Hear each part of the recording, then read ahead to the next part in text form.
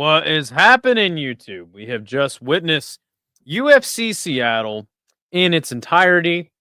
The main event ended with some controversy, to say the least. Henry Cejudo gets poked in the eye, and they end the fight in the fourth round after a third round eye poke from Song Yadong. And then they go to the scorecards, and it ends 29-28, 29-28, and 30-27. All judges in favor of Song Yadong. What a strange ending to a otherwise fantastic card. Not much to complain about. Few fights kind of stunk the joint up, but for the most part, the card was excellent. We're gonna break it down here, and we're also going to listen to everybody's favorite yapper, Dana White, give his thoughts and kind of whatever news he has for us. He's going to tell us that he made a bunch of money tonight. People are still dumb enough to pay a lot of money to watch his events. And yeah. So anyway, good to see Isha. He says, of course, a near perfect card of entertainment. We had to end some fuckery, right? That's Cejudo and UFC for you. At least no one fell out of the cage doors like in FFC. Facts. Hope you had a great stream. What a great day of fights. Dude, it has been a crazy day of fights. We had boxing. We had Glory. We had the UFC. And it's not over yet. Here in about 5 hours, I'll be live again. I'll be covering some kickboxing. But enough of that. When Dana White starts yapping, we'll switch to him. Let's talk about it. So, Song Yadong officially outstruck Henry Cejudo close to 20 strikes. Henry Cejudo attempting no takedowns in this match was interesting. He is credited with 3 attempted takedowns, but let's be honest, he never really committed to the offensive wrestling side of this fight. But it was very back and forth. It was very competitive, tit for tat. I thought that giving Henry Cejudo, I thought that he won the second round. I had Song winning the first, but it was very close. And then obviously Song won the third, despite that eye poke. But really the main story of the fight is the eye poke. Henry Cejudo takes a nasty eye poke. Both of his eyes got poked. He should have employed the eye poke defense, right? Everybody knows that. But anyway, he takes the full 5 minutes for a foul. And then they start the third round again with a minute left. Song Yadong handily wins the rest of the round. And then Henry says to the referee, to his corner, I cannot see. And for some reason, Herzog says, okay, I have to start the fourth round. And then we'll go to the cards. In my opinion, that was a strange move on his end. If you can't continue, you're basically quitting on a stool, and you lose the fight by TKO, from what I understand. But instead, Herzog pulled some crazy MMA math, like crazy technicality. He said, no, we'll start the third round. Or we'll start the fourth round, and we'll go to the cards. Now more than half the fight is over, and that's how it's going to work. So that's what they did.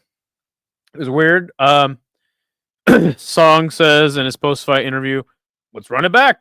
And I am fully with that, and apparently so is Henry. He agrees to run it back with Song. Wasn't the most interesting fight in my opinion, but it was starting to pick up, I guess. It was starting to pick up steam. It was good stuff. But yeah, what a weird ending, man. What a weird ending. Let me know your guys' thoughts on the ending of that fight. I totally thought that it should have been a TKO loss for Henry Cejudo. Henry looked way better than I thought. Same. 3-0 or 2-1 for Song. Sucks it ended that way. Herzog trying to play God was annoying. It was a strange decision by Herzog, to say the least. I'm not really mad at it. I'm just trying to rack my head around why it wasn't called a TKO loss for Henry Cejudo. If you're telling me you cannot continue, that means you're TKO'd, right? Anyway, I was overall pleased with this card, 8 out of 10. It's going to be a 7.5 out of 10 for me, but it was a fantastic card. Me too, Scott. I'm buzzing right now. I want to just blast the Pride theme and go for a run or something. Hell yeah, I love it. Love to hear it, Isha. Still waiting on Dana White here. The co-main event was Brendan Allen versus Anthony Hernandez. Scott says, yeah, I would like to see Henry fight again. He looked competitive up until the eye poke. I agree. I would love to see him running back with Song. I think that is it's a good fight. It was Hernandez versus Allen in the co-main event. Hernandez lost the first round, in my opinion. He got pieced up by Hernandez. He got pieced up. He got kicked in the legs. And I was like, damn, dude. Hernandez had put up some good submission attempts. Was competitive in the wrestling, but by the second and the third round, Anthony Hernandez steamrolls Allen and just out grapples him, man, and wins a unanimous decision. He said that he had just gotten off of a cycle of antibiotics and he was sick for this fight. Still a good performance from Hernandez. It was a very, very exciting fight. Up until about the third round, it had gotten stale because by that point, Hernandez had just checkmated Brendan Allen. And there wasn't much that he really could do but just survive.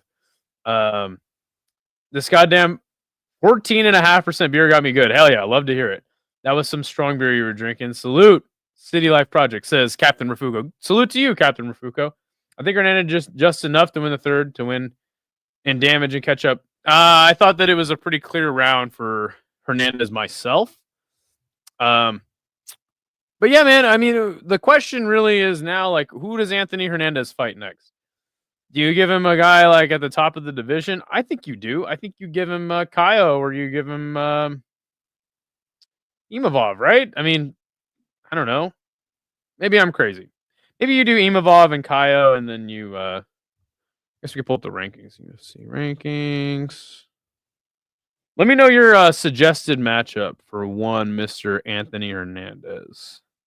You've got Hernandez. So Allen was sitting at 9. You got Vettori, Baralio, Whitaker. Ooh. Izzy, Hamzat, Strickland. I mean, it's pretty obvious that Hamzat should be fighting. Cannonier.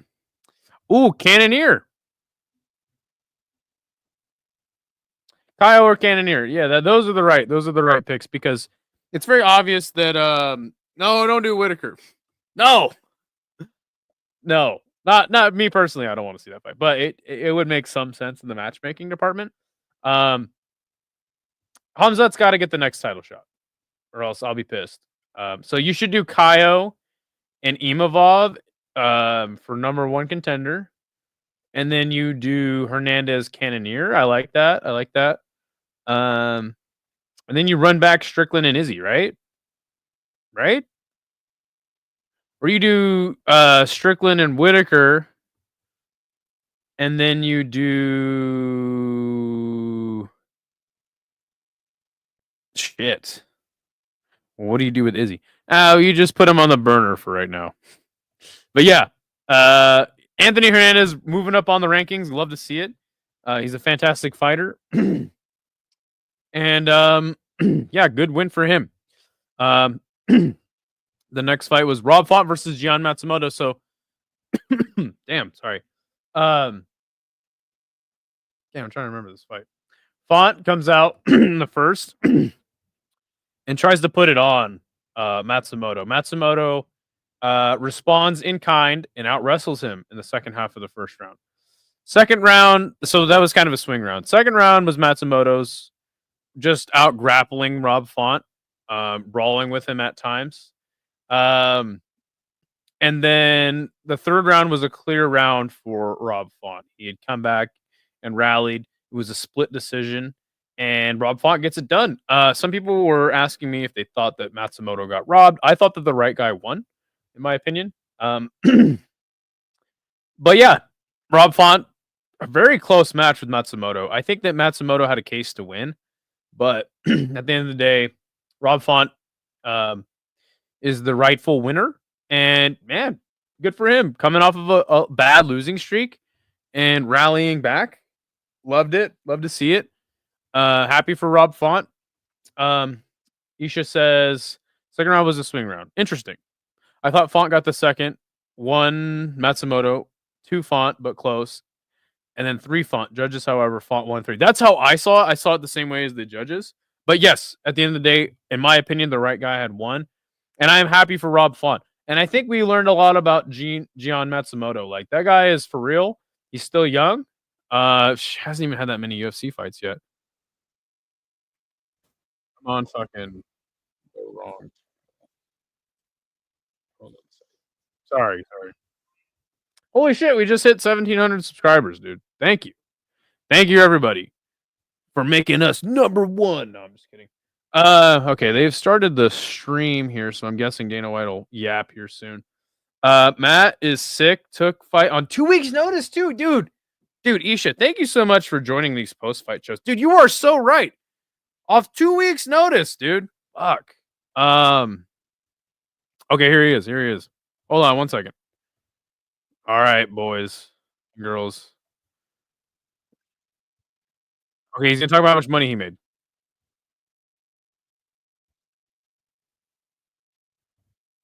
Damn it. Fight of the night was Minifield and Walker.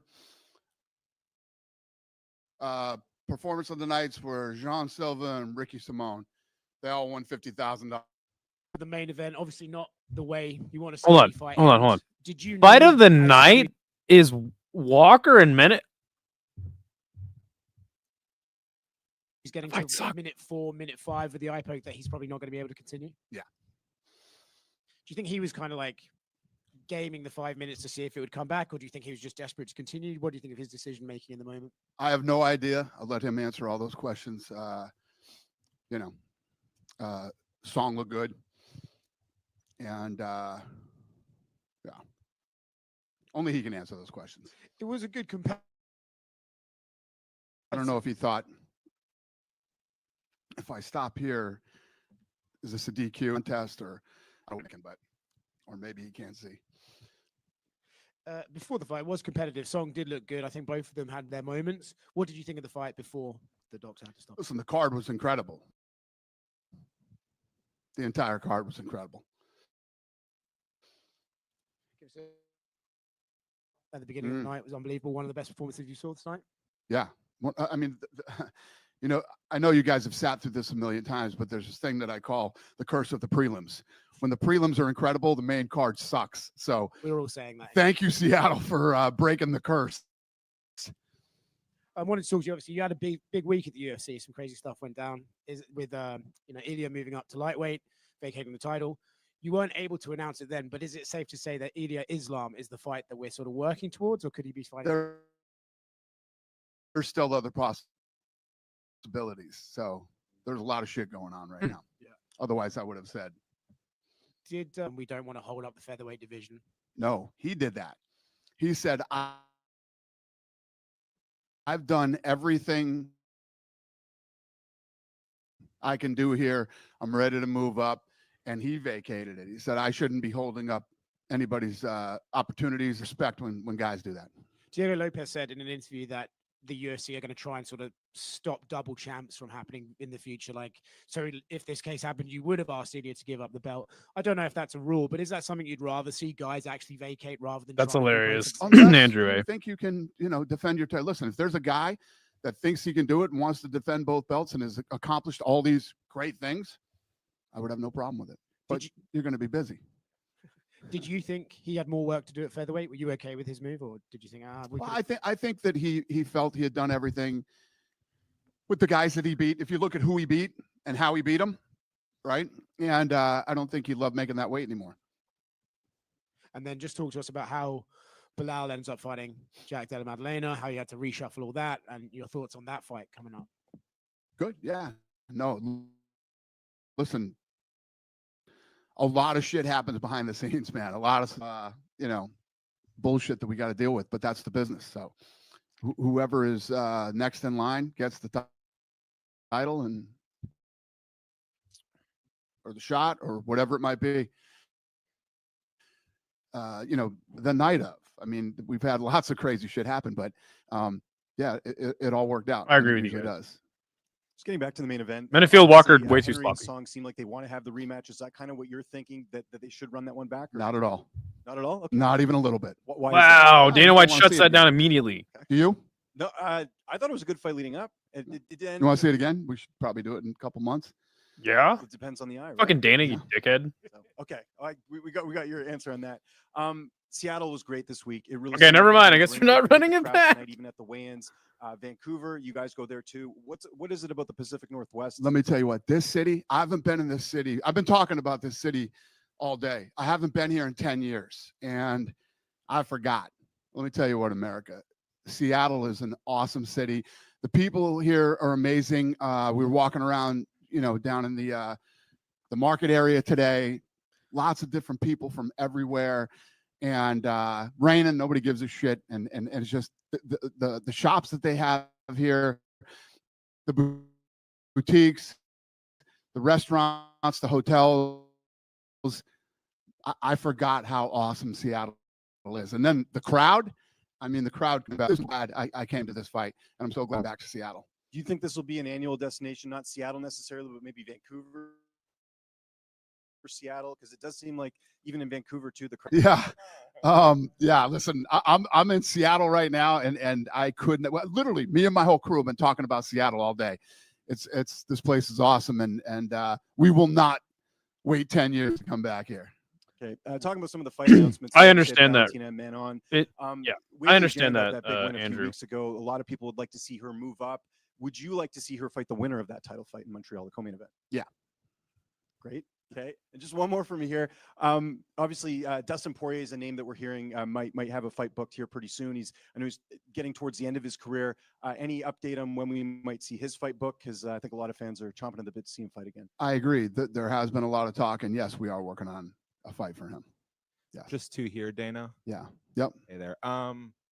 Regarding the super fights and the champ stuff, I feel like in the past there had maybe been more eagerness or enthusiasm about booking these super fights, whereas now, like when we even talk about Alex Pereira moving up or Dricus, you seem to want these guys to focus on their divisions. Has there been any sort of philosophical change in the matchmaking process about keeping guys in their divisions? I mean, yeah, unless you've really That's wiped out a amazing. division and like Fuck yeah, you deserve that, John Jones, Isha. who was Congrats, in man. lightweight forever and then moved up to heavyweight. Ilya, I get it. It makes sense, when I, like I said, who he's beat and how he beat him, and now he's tired of making weight and wants to move up to 50. Totally makes sense. Right. Come on. But no, I'm definitely Weili Zhang that just asked me. She was I saw a headline going around an interview Dan Hooker did with Submission Radio where he seemed to suggest that Justin Gaethje had asked for and been granted a 3-round fight instead of a 5-round fight. Is there any truth to that? Yeah, I don't know. Okay. Dana, over here. Obviously, eye pokes have been a problem for many, many years. You tried to solve them with new gloves, and they're going to be in the sport. But like a significant eye poke like that, do you believe a point should have been taken? If you thought it was intentional, if you thought he intentionally poked him in the eye, do you believe it was intentional? Yes. Why would he poke him in the eye? He was doing pretty well. If he was getting his ass whooped and poked him in the eye, you could probably make the argument. But you're not sure it wasn't intentional. No, it didn't. What's your last name? Cejudo? Jimmy Cejudo over here thinks it was an intentional eye poke. It didn't seem it. No, yeah, I get your point, but it was fighting, right? So, yeah. Listen, eye pokes are never, like you said, they happen a lot, and fights do continue. I agree, after Scott. eye pokes. It's stopped due to an eye poke. Depends. Not many. Appreciate it, though, Hernandez Scott. picks up a big win. Seems like he's getting up there, man, to a top contender. What did you think of his performance? Who did you say? Anthony Hernandez. Yeah. You know, I was surprised with that fight at how. And when the fight started, Allen looked like the odds makers were very wrong. Hey, what's up, Paul? It's good to see He you. flipped and turned around, and yeah, he won a big fight tonight, beating Allen. John Silva. It seems like you guys have like a superstar in the making with this guy. He's just kind of a madman. Definitely a madman. What are your thoughts on him? Yeah, he's fascinating, that's for sure. Sean Shelby is a big believer in him and thinks very highly of him. So does that mean that maybe he gets like a top 15? Listen, when the matchmakers love you like Sean Shelby loves him, it's never a bad thing. He did call out Bryce Mitchell. Do you like that fight? I bet there's a lot of people that do. I don't know. We'll see. And then on the prelims, Austin Vanderford's opponent pushed him after the fight. Yeah. Ooh, here we go. Just kind of want your thoughts on that, and also, Do you see? obviously, Paul Daly got banned so many years ago. Has Paul Daly punched Koscheck in the face. Listen, yeah, it's never good when you go over it, but you know, I don't know why he went after him. I understand he was upset with the referee. Dude, Smelly. When you watch that fight, if you look, I get why he was upset. He was blocking a lot of the shots. He was blocking. He was still trying to get out of there. And as soon as the fight was over, listen, if a guy is taking a number of just unanswered shots and he's laying there on the ground, he was defending and moving around. And so I understand why he's upset, but push the guy. What should we do? What Paul Daly did was completely different. You just had you had 3 5-minute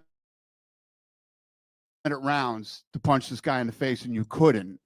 So you're going to go over and punch him in the face after the fight when he doesn't expect it. That's why it was pushed him. But with that being said, you know, if a fighter does get physical after a fight, is that something that you can still lose your job over?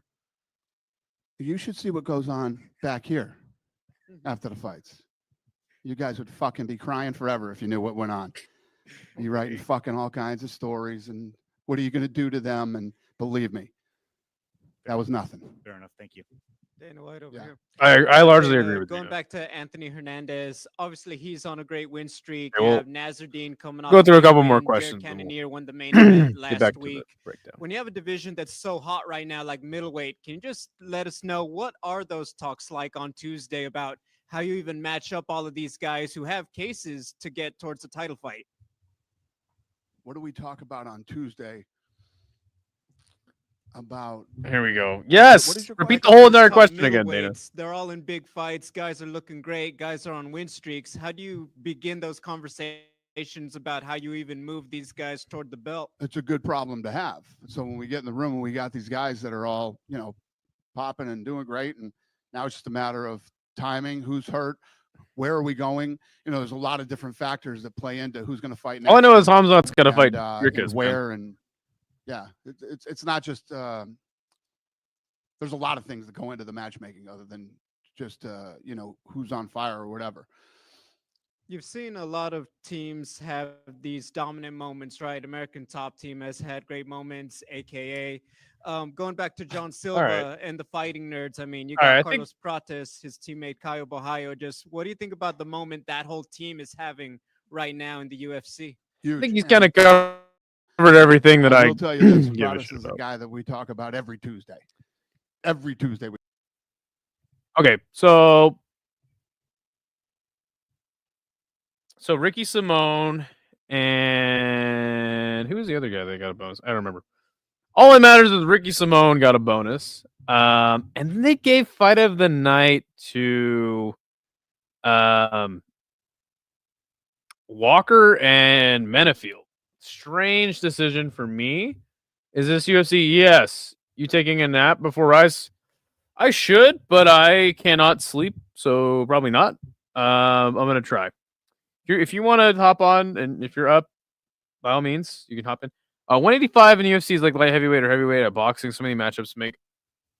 Yeah, that's a good place for the division to be. I'm not the biggest fan of the division, but beside the point. Happy for Ricky Simone. Weird choice for Menafield and Walker to get the fight of the night. I thought that fight was the worst fight of the night.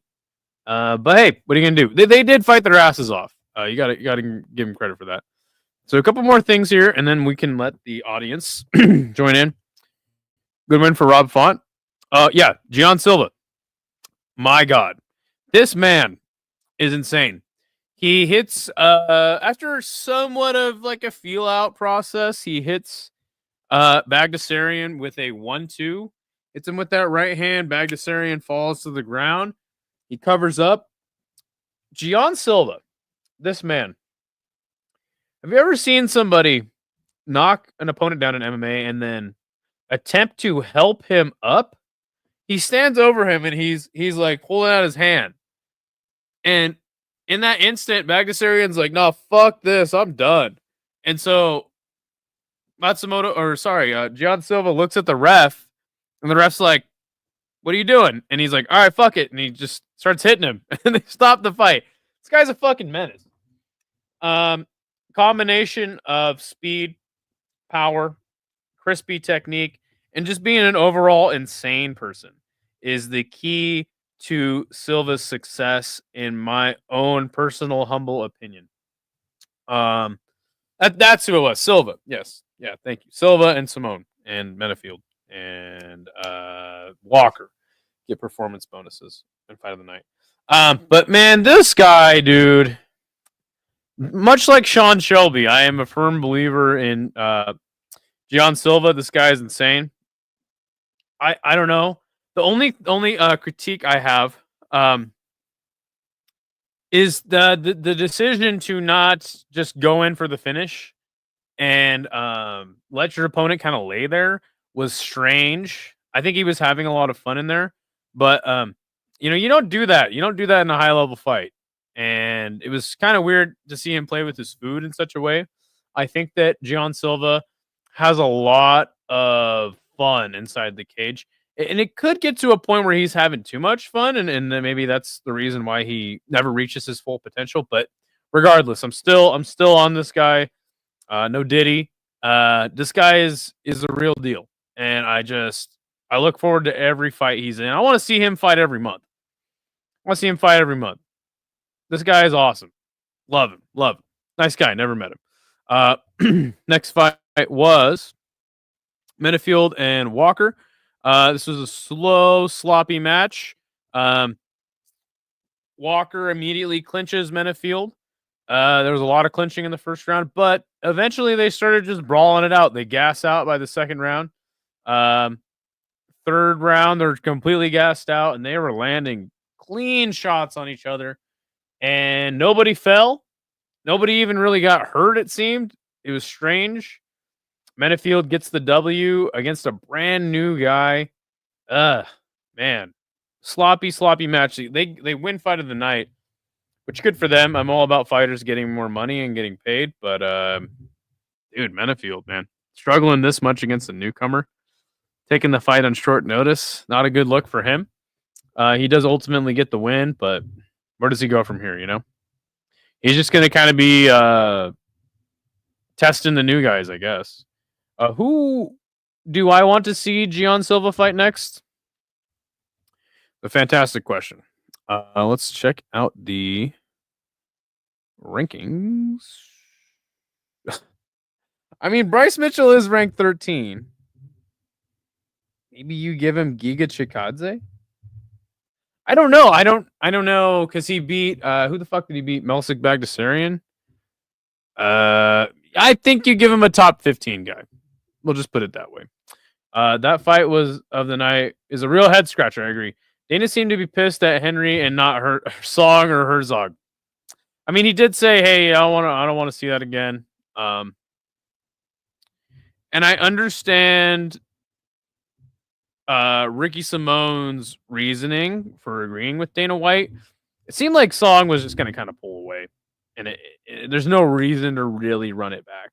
I think I agree with that. They'll probably give Henry a really tough fight for his next one. And I don't know. Henry might retire. He's had issues with the promotion before, but we'll see. Bryce Mitchell was the best call ever. I thought it was low hanging fruit. They will book that. I don't mind. I don't mind the matchup. I think it was low hanging fruit, and I think everybody's going to call out Bryce Mitchell right now, and understandably so. Yeah, I don't mind that fight. Sure, give him Bryce Mitchell. Ian on the mic is goal also. Yes.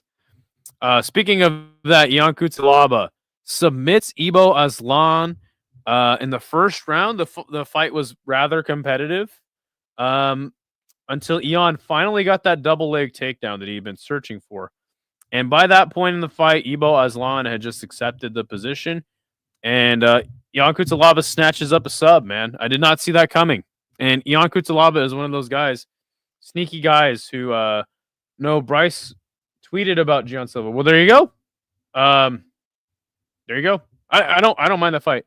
Ian Kutsalaba is one of those guys that you're just like, dude, he's washed. He's never gonna win again, and then he wins. And you're just like, okay, well, he's dangerous. He's dangerous. You can't ever count him out, especially in a fight where the guy's looking to just brawl, and that's what this fight was. Ibo Aslan learned a valuable lesson here. Work on your wrestling. Don't skip the wrestling days in the gym. Don't skip your jiu-jitsu.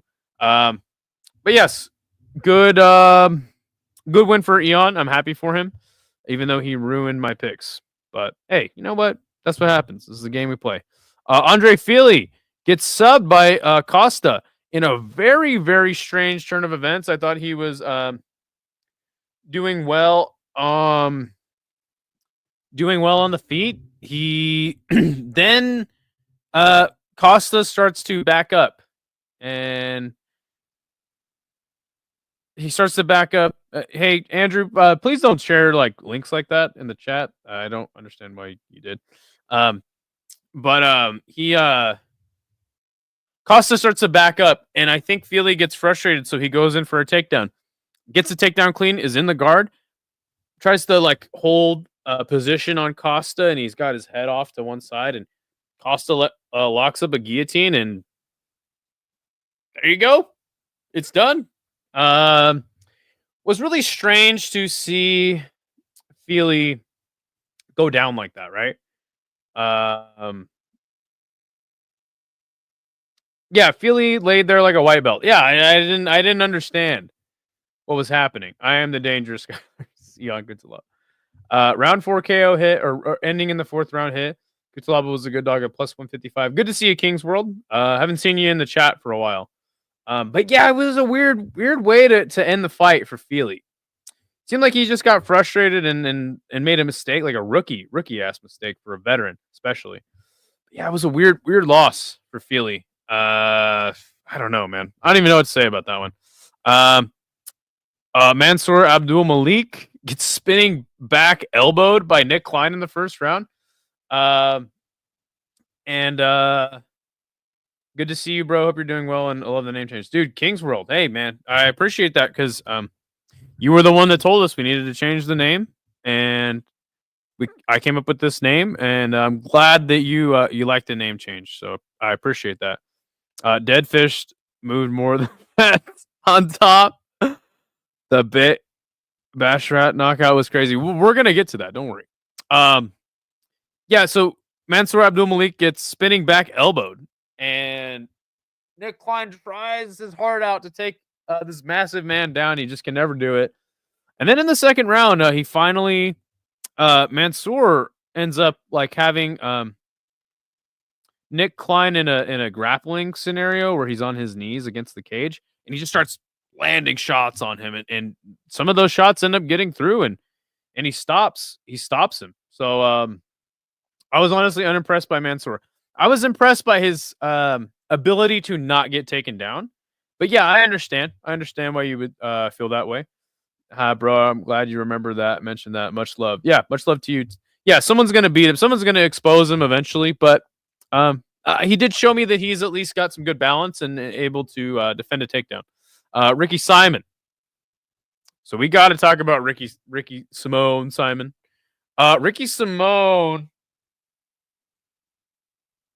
fight was really interesting because I thought that Basharat was doing fantastic work. Go back and listen to my commentary on this because I'm like, Ricky Simone's doing all right. He's not able to. Let's see. Officially, he had gone for 3 takedown attempts and gotten 1, and he had a minute of control time. I was like, Basharat's cruising. He's comfortable in there, and I'm literally like, Ricky Simone is not landing anything that's getting Basharat's respect. And before I can even finish the fucking sentence, Ricky Simone lands a perfect 1-2, bang, and he sleeps Basharat viciously. And Basharat's head hits the canvas, his eyes roll back. You're like, God damn. And I'm thinking, has Ricky Simone ever chinned anybody like that? Bro, y'all must have forgot. Ricky Simone is back. I'm excited for it. I really, really like Ricky Simone. And we have blonde Ricky Simone, the new mythical fighter, in the chat right now. So, dude, I'm so happy for Ricky. Happy he got it done in his home region, the Pacific Northwest. And, dude, Ricky's got some fucking hands. This guy's got some hands. Who knew? Who knew Ricky Simone could knock you out on the feet and he could potentially wrestle you? Yeah, dude. I'm literally like, he's just not doing anything that's getting the, oh my God, he slapped him. It was fucking awesome. And then Veretennikov fought Mr. Austin Vanderford. Austin was kind of not looking great on the feet. Veretennikov was much taller than him as well. And I was like, man, Veretennikov's backing him up. He's pressuring him. I don't know how this is going to go for Austin Vanderford. And then, bam, he gets the takedown. And you're like, yes. Well, at least I was like, yes, I'd pick Austin Vanderford to win. Didn't understand why he was the underdog. The finishing sequence is pretty much the only thing of note. Austin Vanderford is raining down strikes. But, Veretennikov covering up. In my opinion, it's somewhat intelligently defending himself. He wasn't out cold or anything. Referee stops the fight. And you're like, okay, that was kind of weird. Whatever. Didn't hate it, didn't love it. And then Veretennikov goes over and pushes Vanderford. So not the best way for Vanderford to start his UFC career. I'm just happy he's here. I think he's here to stay. I don't think he's ever champion or anything, but he'll get some wins. He's a good fighter. He's got really good wrestling. So yeah, man. Happy for Vanderford, man. I'm glad he's in the UFC. We move on to the fight that was Ruzaboyev and Mechanico. This is a weird fight. I wasn't really. Speaking of sleep, I'm gonna go do that. Catch you another time. Thank you so much for joining the chat, Andrew A. Have a good night. Have a good Sunday, my friend. Vanderford, a good gatekeeper. I agree. No disrespect even to him. Yeah, Ruzaboyev and Mechanico were having a strange fight. Mechanico kind of running, and then all of a sudden, he hit him with the right hand, and he just kind of folded up. Kind of a late reaction. He kind of gets wobbled, and he falls to the ground. There it is, TKO for one Mr. Ruzaboyev. And then the first fight of the night was Bukauskas viciously knocking out Rafa Sirkira. Not much to say here. Bukauskas looked fantastic, threw some big old hooks, got his guy out of there. So the last thing we'll talk about, I'll drop a link in the chat if anyone feels like saying anything, giving your thoughts on the card. If not, we'll wrap it up. But the last thing we'll talk about real quick is the Tapology League. Dude, I am on I'm not even trying to toot my own horn. I'm on a hot streak. I'm doing fantastic. I'm now up on Hank. 4 events. He's got 2. So I'm doing good. I've been in the top 10 every single card this year. I'm so stoked. But Sixel took the lead by a mile. Actually by 40 points. So it was a tight one at the top. Top 5 this time around. Devin gets second. Your boy Idaho taking home the bronze medal. Tank 10 points behind me. We had picked actually all the same fights, just slightly different methods. Hazmullah in 5th, and then we had Sean Moody in 8th. Dude, I was getting worried there. Crossover in 11th. Shiloh, follower of the channel, 15th. Weedy at 16th. Degenerate Dane tied for 16th. Granite 22.